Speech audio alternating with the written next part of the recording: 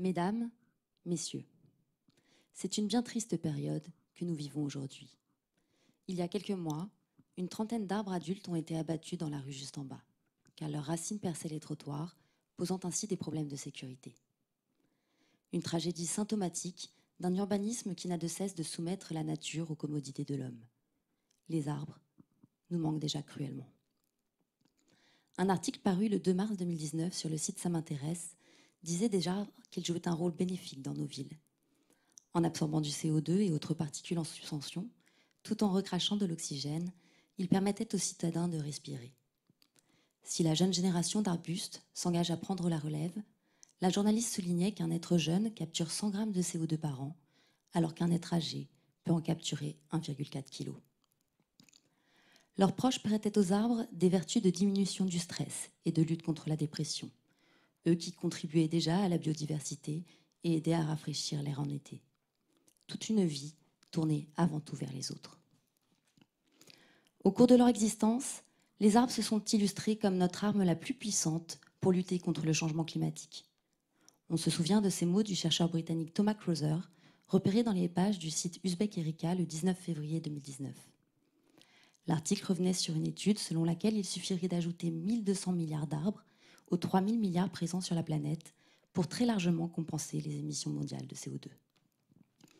On se rappelle également avec tristesse des propos du secrétaire aux affaires stratégiques du Brésil, repris dans un article de franceculture.fr le 9 février 2019.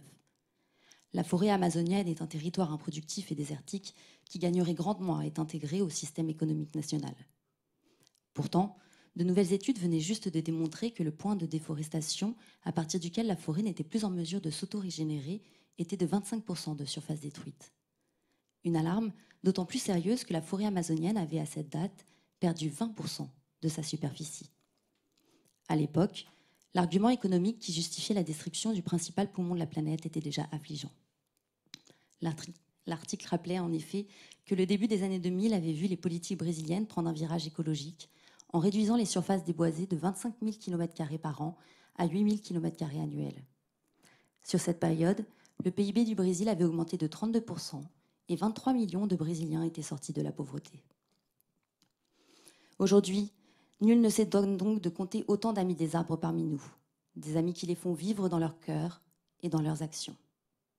Comme le moteur de recherche Ecosia qui a dépassé la barre des 50 millions d'arbres plantés et dont la success story est relatée sur le site rtbf.be. Comme cet éditorialiste de lyoncapital.fr qui faisait un point remarquable sur la collapsologie et se demandait il y a quelques jours pourquoi l'écologie n'est encore qu'une variable d'ajustement des grandes politiques de nos sociétés. Et comme avec la Déclaration des droits de l'arbre, à lire sur arbre.org, qui sera prononcée lors d'un colloque à l'Assemblée nationale le 5 avril prochain.